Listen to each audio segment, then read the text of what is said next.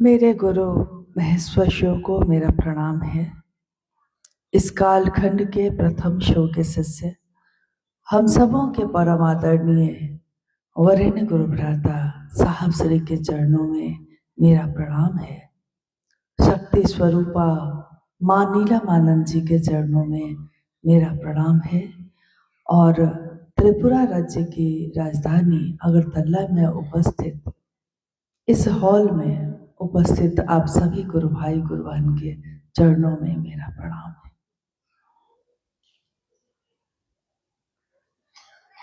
महागुरु महादेव के शिष्य होने के नाते एक सौभाग्य हम सबको मिला है कि हम दुनिया में कहीं भी जाकर अपने गुरु का संदेश सुनाते हैं, समझाते हैं, महादेव से जुड़ाव करते हैं और आगे बढ़ जाते हैं। इस कालखंड में शिव के शिष्यता का प्रारंभ जब हुआ, ये 1980 का दशक था। आपने अभी सुना भाई परमेश्वर जी शिव की शिष्यता की पृष्ठभूमि यानी कैसे ये शुरू हुई, उसकी व्याप्ति कि जब ये शुरू हुई साहब और दीदी के जीवन में तो क्या हुआ और किस उद्देश्य से शुरू हुई। क्योंकि जब हम कोई भी काम अपने जीवन में करते हैं, उस काम को करने के पीछे कोई न कोई उद्देश्य होता है। अकारण हम कोई काम नहीं करते। हम अपने जीवन में अगर कोई घर बनाने का सोचते हैं तो जमीन खोजते हैं, जमीन मिल जाए तो घर बना लेते हैं। तो उद्देश्य घर बनाना होता है, लेकिन पहले हम जमीन खोजते हैं। उद्देश्य क्या है? शिव के शिष्यता का उद्देश्य क्या है इस धरती पे? शिव को गुरु बनाने के पीछे मनसा क्या है साहब की? कुछ भी नहीं। आपने अभी सुना, कोई लौकिक कामना नहीं, कोई लौकिक चाहत नहीं, बस एक ही ललक है, एक चाहत है कि महादेव सुना है बहुत अच्छे हैं, बहुत मोहक हैं। क्या नहीं है महादेव? भारत इस भूमि में जहां हम आप रहते हैं, भारत की इस भूमि में जब भी महादेव की बात हुई है, शिव ये शब्द गूंजा है, तो शिव शब्द के साथ ही शिव के अनेक स्वरूप भी गूंजते हैं। शिव केवल एक सत्ता का एक रूप नहीं है। शिव एक ऐसा तत्व है जो कण कण में है। शिव जिनकी इच्छा मात्र से ये सृष्टि बनी, ये हमने अपने शास्त्रों में पढ़ा सुना है। शिव जिनकी चाहत से ये दुनिया सृजित हो रही है, रहती है, टूट जाती है। यानी हम पैदा भी होते हैं तो महादेव की दया है, रहते भी हैं तो उस महादेव की दया से, और एक दिन हमारे इस जीवन का लय हो जाता है, ये भी उस महादेव की दया का ही रूप है।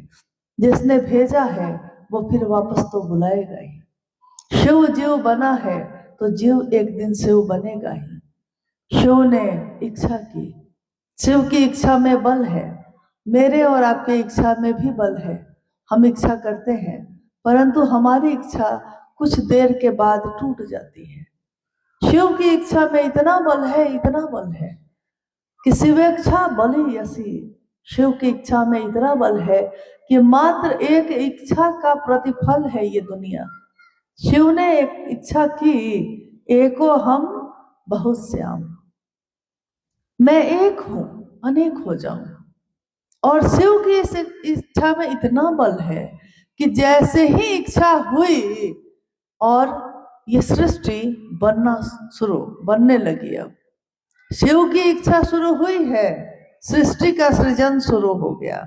शिव की इस इच्छा ने तरंगों का रूप लिया है और आकाश बना, हवा बनी, अग्नि बनी, जल और पृथ्वी। सबसे स्थूल चीज कहा गया पृथ्वी को, और सबसे सूक्ष्म है आकाश। 5 तत्वों से ये दुनिया बनी। 5 तत्वों से ही हर इंसान या इस दुनिया की कोई भी रचना बनी।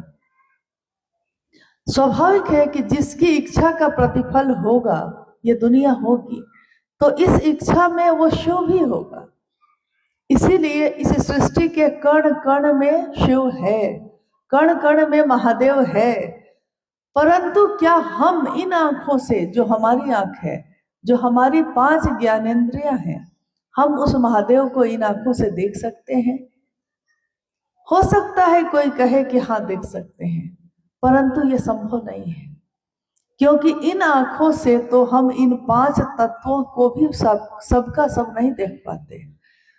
हवा ही हवा है चारों तरफ, प्राण चल रहे हैं सबके, क्योंकि वायु है, परंतु इस हवा को, इस वायु को हम देख पाते हैं इस आंख से।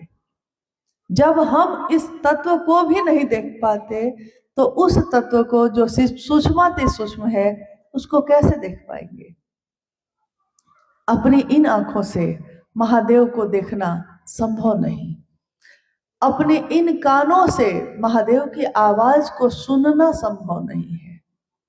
परंतु हम छू भी नहीं सकते, स्पर्श भी नहीं कर सकते, स्वाद भी नहीं ले सकते, गंध भी नहीं ले सकते। यानी हमारी 5 ज्ञानेंद्रियां जहां काम करना खत्म करती हैं, वहां से हमारे हृदय की सीमा शुरू होती है। क्योंकि हृदय की कोई सीमा नहीं होती, प्रेम का कोई तल नहीं है, प्रेम की कोई सीमा निर्धारित नहीं है। दिमाग से हम गणित बनाते हैं, दिमाग में हमारे विचार आते हैं, दिमाग से हम सोचते हैं, परंतु दिल से हम सोचते नहीं हैं, दिल से हम महसूस करते हैं। हम अपने बच्चे के प्यार को भी अपने दिल से महसूस करते हैं। हम किसी से मित्रता करते हैं, उसको भी मेरा दिल महसूस करता है। इसीलिए हमारा मन, हमारा हृदय उन सारी सूक्ष्म चीजों को महसूस करता है, जिनको हम इन आंखों से नहीं देख पाते। अक्सर जब हम किसी के घर जाते हैं और अगर उससे मिलकर या उनके घर जाकर,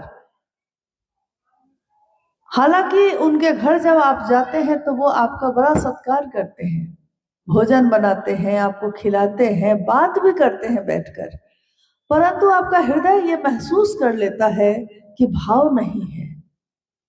मतलब भोजन तो कराया है इसने, सामने पड़ने पे प्रणाम पाती तो हो गया है, लेकिन अंदर से भाव महसूस नहीं हो रहा है। यानी सूक्ष्म चीजों को हृदय महसूस कर लेता है, जिसको दिमाग नहीं पकड़ पाता उसको दिल पकड़ लेता है। तो दोबारा हम उसके यहाँ जाना नहीं चाहते। कोई कहता है कि चलिए ना, उस दिन तो उसने आपका बड़ा सम्मान किया था, लेकिन आप समझ जाते हैं, हम समझ जाते हैं, और हम कहते हैं कि नहीं, भाव नहीं था भैया। जहां भाव ही ना हो तो वहां जाकर क्या करेंगे? परंतु कहीं किसी झोपड़ी में गए हैं आप, कोई टूटे हुए घर में गए हैं, या जो सड़क पे सो रहा हो उसके पास बैठ गए हैं और उसने बहुत प्रेम से 1 गिलास पानी पिला दिया है, आप लौट आए। जीवन में हम उसको नहीं भूल पाते, जीवन भर हमको उसकी याद रहती है कि कितने भाव से पिलाया था। यानी भाव को हम भूलते नहीं, लेकिन अगर भाव ना हो तो कितना भी वैभव हो, हमारे लिए किसी काम का नहीं। हम अपनी बेटी का विवाह जब करते हैं, तो बेटी का विवाह भी करते हैं तो घर और लड़का बड़ा अच्छा देखकर करते हैं। बेटी जब अपने घर, अपने ससुराल चली जाती है, हम उससे पूछते हैं घर में सब कुछ अच्छा है? तो वो कहती है कि हाँ सब अच्छा है माँ। आप कहती है ना, तुम्हारी आवाज में वो बात नहीं है, तुम दुखी हो क्या? वो कहती है कि नहीं, सब कुछ तो है, घर भी तो बहुत बड़ा है, गाड़ियां भी हैं, संपत्ति भी है, और कपड़े और आभूषण भी है, फिर किस बात का दुख, किस बात की पीड़ा? लेकिन माँ कहती है तुम्हारी आवाज में दुख झलक रहा है। बेटी कहती है अपनी माँ को, माँ पति का भाव नहीं देते। माँ कहती है तो बाकी तो सारी चीजें तुम्हारे लिए बेकार है। बहुत अच्छा घर मिल भी जाए, पति का प्रेम ना मिले, पति का भाव ना मिले, तो उस पत्नी के लिए बाकी सारी चीजों का कोई मोल नहीं। इसी तरह वो शिव सूक्ष्माति सूक्ष्म सत्ता है, प्रत्यक्ष अप्रत्यक्ष सारी स्थितियां परिस्थितियां शिव की ही है। ये पूरी दुनिया शिव की ही है। हम शिव की पूजा हजारों वर्षों से करते आए हैं, हमारे पूर्वज करते आए, मंदिरों की स्थापना करते रहे हम, मंदिरों पे जो मूर्तियां हैं स्थापित उसके लिए वस्त्र का दान करते रहे, आभूषण और मुकुट का दान करते रहे, हम फल और फूल लेकर, जल लेकर और पुष्प लेकर उस मंदिर में जाते रहे, शिवलिंग पे शिव की शक्तियों पे चढ़ाते रहे। लेकिन महादेव ने कहा सब कुछ तो है, भाव नहीं है, तो ये सारे कर्म कांड, ये सारे आयोजन व्यर्थ हो जाते हैं अगर उसमें भाव ना हो। यानी किसी भी रिश्ते में भाव के बिना कुछ नहीं हो सकता। तो जब हम शिव को गुरु बनाने की बात कहते हैं, तो शिव को गुरु बनाते समय हो सकता है भाव हो सकता है भाव नहीं हो, दोनों स्थितियां हो सकती हैं। विश्वास हो या विश्वास नहीं हो, यह भी हो सकता है, क्योंकि हम इंसान ही तो हैं। कभी किसी पे विश्वास होता है और कभी किसी पे विश्वास नहीं होता। शिव को अपना गुरु बनाने में हो सकता है विश्वास नहीं भी हो, तब भी अविश्वास में भी या विश्वास में भी अगर हम ये कहते हैं, हे शिव आप मेरे गुरु हैं, मैं आपका शिष्य हूं, मुझ शिष्य पर दया कर दीजिए, अगर ये बात हमारे मन से निकलती है, सिर्फ मुख से नहीं, बोली से नहीं, अगर ये हमारे मन से निकलती है, तो याद रखिएगा मन की आवाज बहुत तीव्र होती है, बहुत तेज होती है। मन की गति इतनी तेज होती है कि अभी यहाँ बैठे बैठे आपने सोचा और आप दुनिया के किसी भी कोने में जा सकते हैं मन से। शरीर से जाने में समय लगेगा। यहाँ इस अगरतला में आज ये शिव गुरु कार्यक्रम हो रहा है, हमारे गुरु शिव का ये कार्यक्रम हो रहा है, परंतु रांची में बैठे बैठे भी कितनी बार मन से तो हम लोग यहाँ आ ही चुके हैं, शरीर से आने में समय लगा। मन से हमारे साहब, हमारे वरेण्य गुरु भ्राता तो उसी दिन अगरतला में आ गए थे जिस दिन उन्होंने कहा था कि हॉल में कार्यक्रम करना, मैं आऊंगा। इसलिए शिव के शिष्यता में जब ये कार्यक्रम आज यहाँ पहली बार इस तरह से हो रहा है, तो उसमें हमारे साहब के साथ हम लोग सब उपस्थित हैं। महादेव इन आंखों से दिखाई नहीं देता, तो महादेव हृदय से महसूस होता है। साहब और दीदी भी इन आंखों से दिखाई नहीं देते, क्योंकि उनके शरीर में अब वो उपलब्ध नहीं है, परंतु साहब और दीदी को हम सभी शिव शिष्यों का हृदय उससे भी तेज गति से अनुभव करता है, जिससे हमारे आसपास के शरीर से उपस्थित लोग होते हैं। हम उससे भी ज्यादा उनको अपना नजदीक समझते हैं, जितना नजदीक मेरे बगल में बैठा व्यक्ति भी नहीं होता, क्योंकि ये तो हृदय की बात है, मन से मन के जुड़ाव की बात है। शिव की शिष्यता अप्रतिम है। अप्रतिम का अर्थ होता है एक ऐसी प्रतिमा जिसके जैसी कोई दूसरी प्रतिमा नहीं है। इसलिए शिव के अनेक स्वरूप पूजित हुए।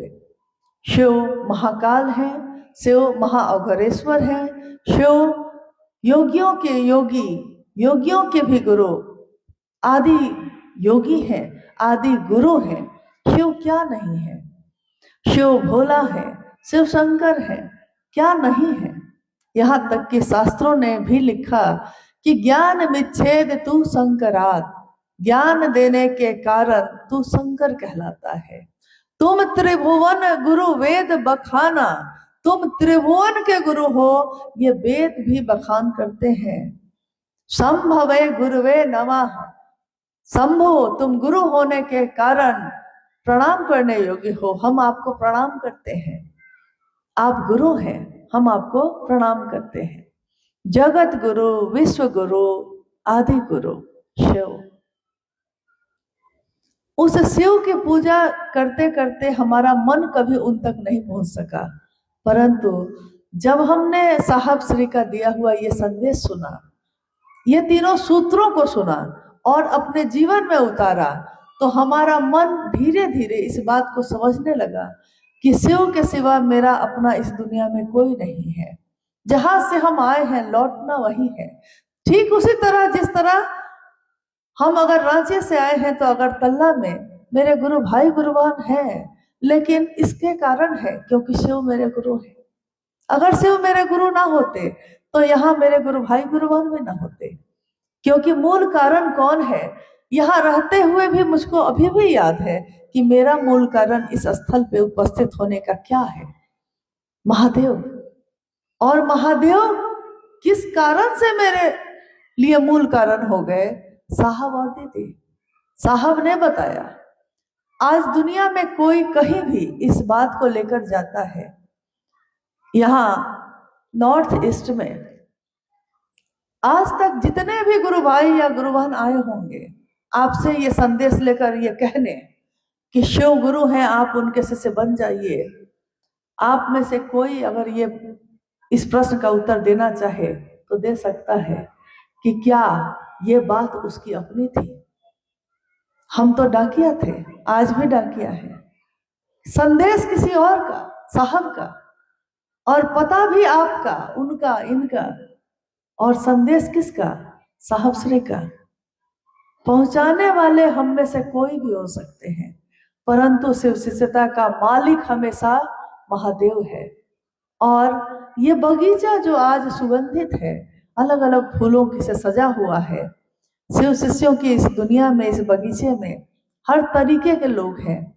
कोई गुलाब के फूल की तरह सुगंधित भी है, तो कोई ऐसा भी है जो सुंदर तो है लेकिन उसमें सुगंध नहीं, ऐसे भी हैं। परंतु ये बगीचा तो साहब दीदी का लगाया हुआ है। इस बगीचे के हर फूल की रखवाली बागवां बनकर, माली बनकर वो खुद करते हैं। और हमको, आपको, सबको उन्होंने एक जिम्मेदारी दी कि ये जो मेरा बगीचा है, इस बगीचे के हर फूल की रखवाली करना, ये हम सबकी जिम्मेदारी है। फूल की रखवाली करना मतलब तेज हवा से बचाना, बर्फीली तूफानों से बचाना, गर्मी से बचाना, और खाद और पानी देते रहना, ताकि ये लहलहाते रहे, खिलते रहे, सुगंध फैलाते रहे। ये सुगंध किस चीज की है? ये शिव की शिष्यता की है। शिष्य भाव मेरे आपके अंदर प्रकट हो जाए, ये संदेश भी इसी के लिए है। परंतु अक्सर हम ये संदेश पहुंचाते पहुंचाते भूल जाते हैं कि ये संदेश तो मेरा था ही नहीं। हम खुद मालिक बनना चाहते हैं, लेकिन हम तो कुछ इसके एक फूल है, मालिक कैसे बन सकते हैं? मालिक तो महादेव है। बगीचे का फूल बगीचे का मालिक नहीं बन सकता। हाँ, वो अपनी सुगंध से अपने पूरे परिवेश को, अपने आसपास के माहौल को सुगंधित कर सकता है, लेकिन उसका मालिक नहीं है। ये तो वो है जिसने बीज भेजा था, तो इस बीज से ये पौधा निकला है। परंतु बीज भी किसी और का, निकला भी तो वो उस पे भी अधिकार किसी और का। मेरा आपका कैसे होगा? अगरतला की इस धरती पे कुछ सालों से, कुछ वर्षों से महादेव की बात चल रही है। आज हमारे आपके बीच मुझको जैसी सूचना भी मिली कि कुछ गुरु बहन आई हैं गुवाहाटी से भी और कुछ शिलोंग से भी आई हैं। मुझको याद है कि जब भी साहब ने महादेव की बात बढ़ाने की बात की, उन्होंने सब पे विश्वास किया, सब पे। शायद आप में से बहुत लोगों ने सशरीर साहब श्री का दर्शन किया होगा, या बहुत ऐसे होंगे जिन्होंने उनको शरीर में भी कभी देखा नहीं, उनसे इस तरह कभी मिले नहीं होंगे। परंतु आज मैं आपको ये बताती हूँ कि साहब शिव के शिष्य हरिंद्रानंद जी ने, क्योंकि शिव के शिष्य हरिंद्रानंद जी को ही हम साहब कहते हैं, हमारे शिव शिष्यों के साहब एक ही हैं। हमारी दीदी भी, अगर हम कहते हैं दीदी, इसका अर्थ है कि हम लोग दीदी नीलम आनंद जी के बारे में बात कर रहे हैं। बाकी सब दीदी हैं, गुरु बहन हैं, गुरु भाई हैं, तो हम दीदी भैया ही कहते हैं। परंतु सबके अपने अपने नाम हैं। जब हम कहते हैं साहब, यानी ये साहब हरिनानंद जी की बात हो रही है। जब हम कहते हैं दीदी, तो दीदी नीलम आनंद जी की बात हो रही है। और उनके जैसा प्रेम देने वाला, उनके जैसा परवाह करने वाला इस धरती पे हम लोगों ने इससे पहले कभी देखा नहीं। हर व्यक्ति खुद से जोड़ना चाहता है, और साहब किससे जोड़ना चाहते हैं? महादेव से। हर व्यक्ति अपने पीछे चलाना चाहता है, साहब किसके पीछे चलाना चाहते हैं? महादेव के। क्योंकि इसके लिए हृदय बड़ा होना चाहिए। जगत गुरु शिव के शिष्य का हृदय इतना बड़ा होता है कि वो जानते हैं कि मेरे साथ आप आइए या ना आइए, महादेव के साथ रहिएगा तो भेंट होती रहेगी। और एक ही परिवार तो हम लोग हैं। शिव शिष्यों का ये परिवार जो है, ये एक ही तो परिवार है। इसका हर सदस्य इस परिवार का एक हिस्सा है, परंतु ये परिवार बनाने वाले एक ही हैं, साहब और दीदी। शिव के नाम के साथ इस परिवार को बनाने वाले। और महादेव के चर्चा जो आज हर जगह हो रही है, यह चर्चा तब एकदम बेनूर बेरंग हो जाती है अगर उसमें भाव ना हो। कोई भी शिव की चर्चा, जैसे ही हम कहते हैं शिव चर्चा स्थल, शिव की चर्चा, इसका अर्थ होता है कि इसमें सिर्फ शिव की बात होगी, इसमें किसी व्यक्ति विशेष की बात नहीं हो सकती। इसलिए हम में से किसी को यह अधिकार नहीं है कि गुरु के मंच का प्रयोग हम में से कोई अपनी व्यक्तिगत बात कहने के लिए करे। अगर हम में से कोई ऐसा करता है तो ये एक आध्यात्मिक अपराध है, और इस आध्यात्मिक अपराध की क्षमा शिव भी नहीं करते। क्षमा जिसे कर सके न तुम भी, हो गई कोई ऐसी भूल। हम शिव शिष्यों से ऐसी भूल कभी ना हो, इसकी प्रार्थना करना है महादेव से। महादेव, हम आपके लिए आपसे दया मांगे कि हम आपके शिष्य बन सके। हम आपकी चर्चा भी करें तो इसलिए कर सके कि कोई शिव का शिष्य बन सके। हम आपको नमन भी करें तो इसलिए करें कि हमारे मन का प्रणाम आप तक पहुंच जाए। 3 सूत्र हम में से ज्यादातर लोग करते हैं। क्या आप लोग जितने लोग हैं सब कुछ 3 सूत्र तो करते ही होंगे? तीनों सूत्र, पहला, दूसरा और तीसरा सूत्र हम लोग सब करते हैं ना? आप लोग भी करते होंगे? करते हैं। किसी ने बताया होगा कि करना चाहिए, इसलिए करते हैं। लेकिन इसको करने के पीछे कारण क्या है? कोई भी काम जब हम करते हैं, हम बाजार जाते हैं, हम वहां से राशन और सब्जी खरीद कर लाते हैं। किस लिए? उद्देश्य क्या है इसका? क्या उद्देश्य होता है? राशन खरीदकर घर के रसोई में लेकर आए हैं, इसके पीछे उद्देश्य क्या है? भोजन बनाना, यही उद्देश्य है ना? नहीं, भोजन बनाना ही नहीं, भोजन खाकर किसी की भूख खत्म हो जाए, किसी का तृष्णा, किसी की भूख समाप्त हो जाए, ये होता है राशन खरीदने का उद्देश्य। ये है तो पृष्ठभूमि हो गई राशन खरीदना, भोजन बनाना हो गया व्याप्ति, यानी आज जो भोजन बन रहा है ये काम हो रहा है। लेकिन इस भोजन बनाने का उद्देश्य भी होता है कि जब तक वो किसी के मुख से जाकर उसके पेट की क्षुधा को नष्ट ना करे, तो इस भोजन का कोई अर्थ नहीं है। हम में से कोई ना कोई बीमार होता है और डॉक्टर के पास जाता है। डॉक्टर के पास जाने से हम कहते हैं कि डॉक्टर को दिखाना जरूरी है। डॉक्टर को दिखाने के पीछे भी एक उद्देश्य होता है, कि विशेष उद्देश्य होता है ना। डॉक्टर को दिखाने गए हैं, डॉक्टर इलाज करेंगे, जांच करेंगे, दवा देंगे, लेकिन ये दवा खाकर इसका उद्देश्य क्या होगा?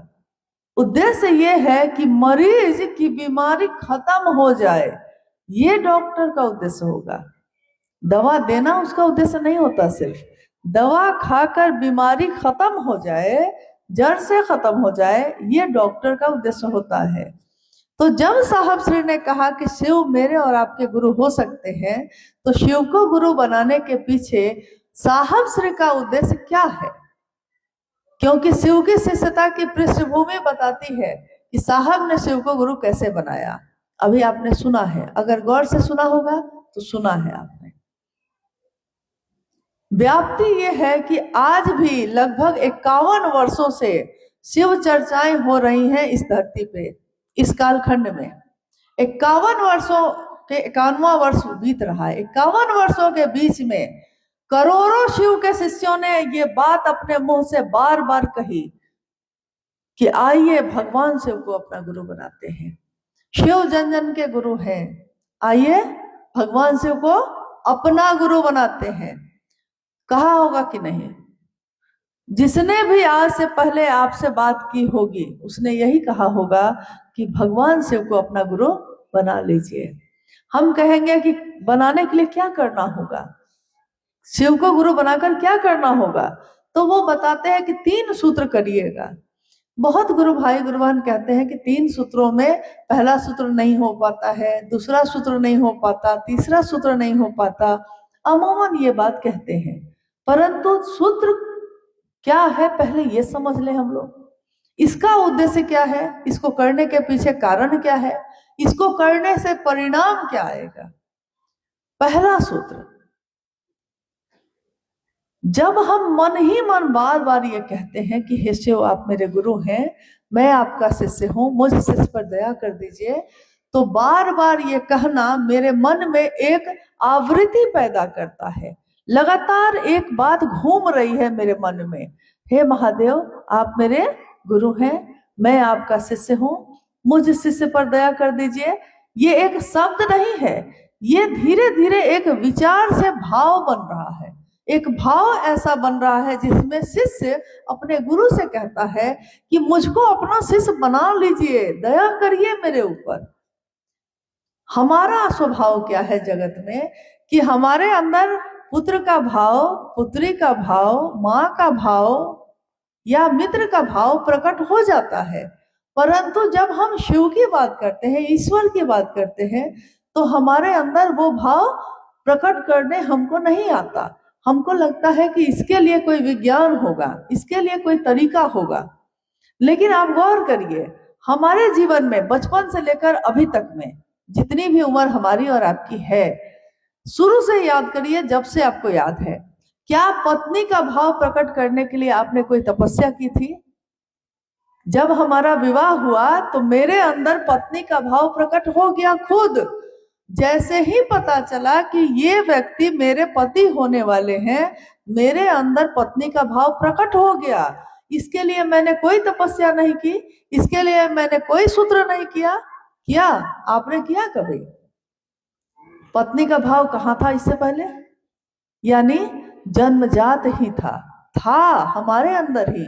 जैसे ही सामने वो सत्ता आई जो पति है, तो पत्नी का भाव प्रकट हो गया। जैसे ही कोई ऐसा आया जो मेरा मित्र है, तो मेरे अंदर भी मित्रता का भाव प्रकट हो गया। और जैसे ही कोई ऐसा आया जो शत्रु है, तो शत्रुता का भाव भी प्रकट हो गया। यानी नकारात्मक या सकारात्मक कोई भी भाव है, जैसे ही सत्ता सामने आती है मेरे अंदर वो भाव प्रकट हो जाता है। तो जैसे ही ये संदेश, ये विचार हमारे आपके तक पहुंचता है कि शिव मेरे गुरु हैं, आपके भी हो सकते हैं, आइए भगवान शिव को अपना गुरु बनाए, तो ये विचार हमारे अंदर एक क्षण में शिष्य भाव को प्रकट कर देता है।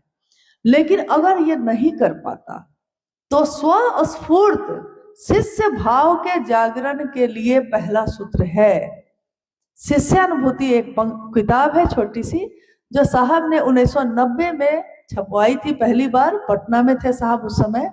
और शिष्यानुभूति में उन्होंने लिखा है कि पहला सूत्र करना हमारे मन में शिष्य भाव के जागरण की अद्भुत विधा है। स्वस्फूर्त यानी खुद ही प्रकट हो जाएगा।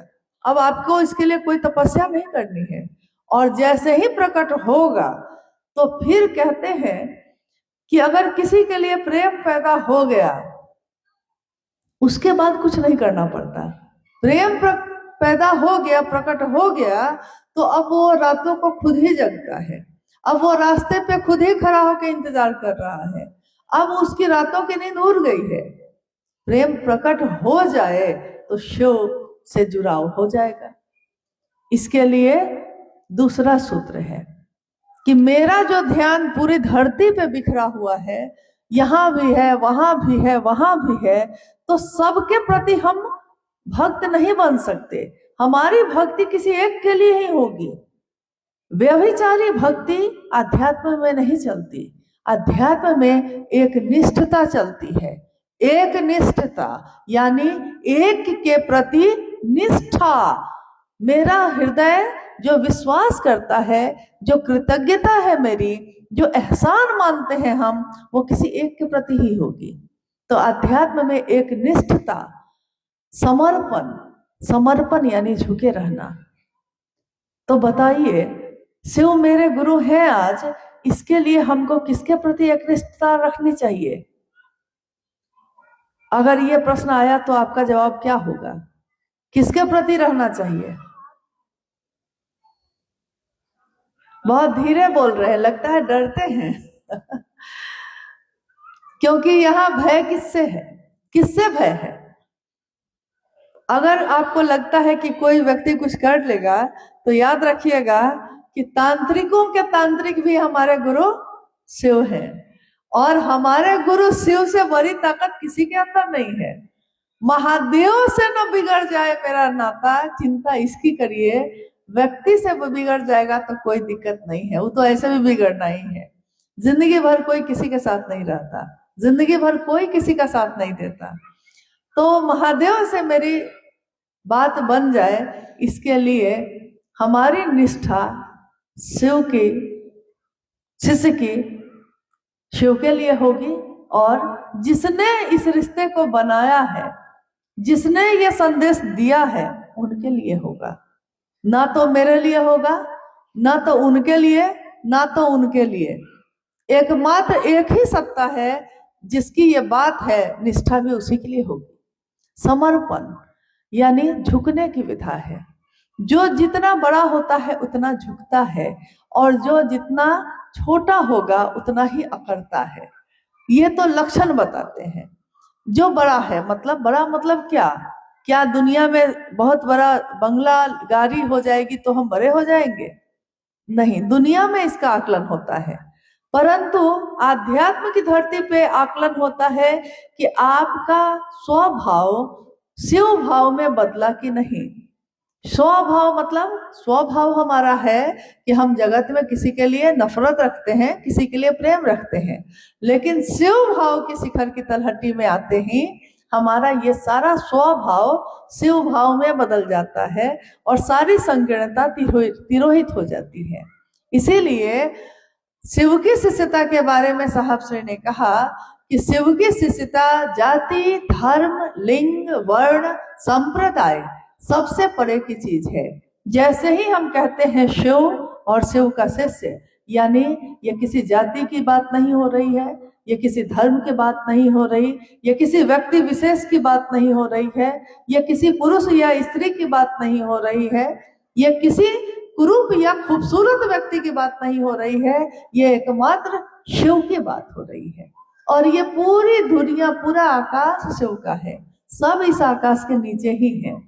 तो कोई भी चीज जो दूसरी होगी वो इस आकाश के नीचे ही होगी।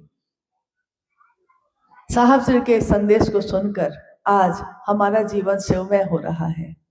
शिव की चर्चा शिव के लिए करना सिखाया उन्होंने कभी नहीं कहा कि शिव की चर्चा इसलिए करना कि तुम्हारा अपना एक क्षेत्र बन जाए, तुम्हारा अपना एक समुदाय बन जाए, तुम्हारे अपने लोग बन जाए। साहब ने कहा शिव की चर्चा शिव के लिए, शिव के लोग बन जाए, इसके लिए करना। तुम्हारा मेरा बन ही जाएगा तो क्या फायदा होगा। कितनी बार ऐसा हुआ कि चर्चा कर रहे हैं साहब, बोल रहे हैं, और हम लोग जो बैठे हैं तो हम लोग का भी नाम लेने लगे उसमें। उन्होंने कहा कि कोई मेरा, साहब चर्चा कर रहे हैं और साहब कह रहे हैं कि कोई मेरा आदमी बन गया, कोई इनका बन गया, कोई उनका बन गया, कोई उनका बन गया, कोई महादेव का क्यों नहीं बना। मैं हमेशा यही सोचता हूँ। तो लोगों के जाने के बाद साहब हमेशा हंसते और कहते कि आप लोग का नाम लिए हैं तो आप लोग को दुख नहीं ना हुआ है। तो हम लोग कहते हैं कि जी नहीं, आपके मुंह से किसी भी तरह नाम निकला यही बड़ी बात है। तो साहब ने कहा कि देखो तुम लोग छोड़ के भागोगे नहीं, ये मैं समझ गया हूँ, इसलिए तुम लोग का नाम ले लेता हूँ, क्योंकि अगर सामने वाले का नाम लेता तो वो छोड़कर भाग जाता नहीं, क्योंकि उसको तो लगता है कि मेरा नाम लेके कह रहे हैं कि मेरा आदमी बन गया, बुरा लग जाएगा उसको। भाई आपको बुरा न लगे, लेकिन अगर यहाँ पे मेरे 500 लोग हो ही जाएंगे तो क्या हम शिव से बड़े हो जाएंगे? क्या हम साहब दीदी से बड़े हो जाएंगे? और इससे हमको क्या हासिल होगा? लेकिन अगर वो सारे के सारे लोग शिव के बन जाएंगे तो मेरे भी रहेंगे। ऐसा थोड़ा ही है कि शिव के बन जाएंगे तो हमको छोड़ देंगे, उनको छोड़ देंगे। जो शिव का बनेगा वो सबका होगा, क्योंकि उसका स्वभाव अब शिव भाव की तरह बदल गया। महादेव सबके लिए झुकते हैं, महादेव सबके लिए करुणा बरसाते हैं। महादेव को दुनिया ने क्या दिया था? जब समुद्र में मंथन हो रहा था तो मंथन में हलाहल विष निकला। इतने देवी देवता हैं, धरती पे इतने लोग हैं, आकाश में इतने लोग हैं, लेकिन जब हलाहल विष निकला तो उस हलाहल का पान किसने किया था? अच्छा, महादेव ने किया था, ये पता है ना आपको? महादेव ने किया। क्यों? महादेव कह सकते थे ना, क्यों मेरे ही पास लाया विष? क्या मैंने तुमको विष दिया हमेशा? तो मेरे पास विष लेकर क्यों आए तुम? महादेव कह सकते थे कि नहीं? लेकिन उन्होंने नहीं कहा। साहब ने अपनी चर्चा में कहा एक बार कि महादेव आपकी किस्मत में विष ही लिखा था तो विष ही ना मिलेगा, और क्या मिलेगा? तो महादेव को विष दिया लोगों ने, लेकिन इसके बदले में महादेव ने क्या दिया दुनिया को? विष दिया, अमृत दिया। तो जो शिव का शिष्य होगा उसको कोई विष दे सकता है, लेकिन वो किसी को विष नहीं दे सकता। आप मुझसे नफरत कर सकते हैं, लेकिन मैं आपसे नफरत कैसे करूं? दुनिया आपको नहीं देखना चाहे, आप दुनिया को कैसे नहीं देखिएगा? क्योंकि आपने तो शिव का नाम लिया है, और महादेव की तो सारी दुनिया है। एकमात्र महादेव की सत्ता ऐसी है जहां देवता और राक्षस दोनों बैठे दिखते हैं। अभी तक कथाओं में, कहानियों में हम लोगों ने यही सुना हमेशा कि जब भी कोई किसी कष्ट में पड़ा, जब भी किसी को कोई दिक्कत हुई, तो लोग दौड़ के किसके पास गए? अंत में दौड़ के किसके पास गए? महादेव के पास। चाहे वो कोई देवी हो, चाहे वो कोई देवता हो, चाहे वो राक्षस हो, चाहे वो इंसान हो, जब अंतिम उपाय खोजता है तो वो महादेव के पास चला जाता है। लेकिन अंत में जाता है, पहले ही चला जाता तो कितना अच्छा होता। लेकिन वो पहले सबके दरवाजे खटखटाता है, और एक दिन जब टूट जाता है तब महादेव के दरवाजे आता है। लेकिन आपने किसी कहानी में भी सुना है कि महादेव किसी के पास दौड़ के गए हो? कभी सुने हैं किसी से कोई कहानी में कि महादेव दौड़कर किसी के पास गए, किसी देवी के पास, किसी देवता के पास? नहीं सुना। तो इस लिहाज से सबसे ज्यादा अहंकार तो महादेव को होना चाहिए था, लेकिन वो तो करुणावतारम है, तो महादेव को तो अहंकार नहीं हुआ ना। उन्होंने तो सबको अमृत दिया, और भोला कह के हमने पुकारा। जो तीनों लोगों का अधिपति है, जो सबको वैभव संपत्ति देने वाला है, जो नटराज है, जो महाकाल है, जो कालों का भी काल है, और एक नाम उसका भोला है, तो हम कहते हैं भोला है वो, क्योंकि भोला बन के बैठा है वो भोला है नहीं, भोला बन के बैठा है। क्योंकि अगर महादेव का, तो एक कहावत है कि और देवी देवता के दौरा दौरी और महादेव के घुसकुनिया। कहावत का अर्थ है कि और लोग दौड़ेंगे तब कहीं जाके यहाँ से वहां पहुंचेंगे, और महादेव बस खिसक जाते हैं तो यहाँ से पता नहीं कहाँ पहुंच जाते हैं। तो महादेव का वार तो कोई सह नहीं पाएगा, इसलिए महादेव पे सारे लोग वार करते हैं। महादेव अगर वार कर दिया तो कोई सह नहीं पाएगा इसको, इसलिए महादेव कभी वार नहीं करते। ये त्रिपुरा की धरती है, और ये त्रिपुरा की धरती बसी थी, और इसका नाम ही रखा गया था त्रिपुर सुंदरी देवी के नाम पे। त्रिपुर सुंदरी शिव की 10 महाविद्याओं में से एक महाविद्या का नाम है, और क्योंकि उनमें लक्ष्मी सरस्वती के भी रूप हैं तो इस कारण से भी त्रिपुर कहा जाता है। शिव की शक्तियों के रूप आपने देखे होंगे, डरावने हैं, यानी एकदम काला रंग, वर्ण काला है, जीभ काली है, आंखें काली है, मतलब एकदम लाल चढ़ी हुई, जैसे कि रुद्र रूप है, जैसे उग्र रूप है, परंतु हृदय बहुत ही कोमल है। मां काली का जितना भयंकर रूप है उतना ही हृदय वो कोमल है उनका, क्योंकि रूप के अनुसार हृदय होगा ये संभव नहीं है, ये जरूरी नहीं है। इसलिए साहब श्री ने हमेशा कहा कि रूप पे मत जाइएगा, रूप किसी का डरावना हो सकता है, हृदय कोमल हो सकता है। अब तीनों सूत्रों को करते हैं हम लोग, सारे लोग करते ही होंगे। महादेव को गुरु भी बनाए हैं। साहब दीदी के बारे में भी आप लोगों ने सुना अभी, तो महादेव के बारे में जान ही गए कि शिव गुरु हैं। 3 सूत्र करने से हमारा मन शिव के लिए जुड़ाव की स्थिति में हो जाएगा। लेकिन ये तीनों सूत्र करने के पीछे मूल कारण क्या है? क्योंकि ये तीनों सूत्र सहायक क्रिया है, सहायता करती है, मदद करती है हमारी एक मूल काम को करने में, एक मूल उद्देश्य की पूर्ति में। मतलब ये सारे जो आयोजन है हमने किए हैं, अगर हमने बैंड बाजा बुक किया है, हमने जो बाराती के ठहरने की व्यवस्था की है, ये सारा आयोजन किस लिए है? मूल कारण क्या है? कि बेटी का विवाह होना है। तो ये तीनों सूत्र जो हम करते हैं महादेव को गुरु बनाकर, इन तीनों सूत्रों का मूल उद्देश्य क्या है? शिष्य का अस्थाई भाव हो जाना, अस्थाई शिष्य भाव हो जाना ही इसका मूल उद्देश्य है। अब बताइए कि आपके तरफ से अगर कोई जिज्ञासा आया है तो हम लोग उस पर भी बात कर लेते हैं, लेकिन मेरी तरफ से एक ही जिज्ञासा है कि हमको लगता है कि आपको ये तो पूरी तरह स्पष्ट होगा कि शिव गुरु हैं और शिव गुरु के शिष्य बनने में मदद करने वाले साहब और दीदी हैं, तो बाकी सारे लोग आते रहेंगे, जाते रहेंगे, आपके साथ कोई चल रहा है, आप किसी के साथ चल रहे हैं, ये होता रहेगा। लेकिन हमारी एक निष्ठता होनी चाहिए सिर्फ महादेव और साहब दीदी के लिए, जिनके कारण शिव शिष्य बन पाए हम इस धरती पे।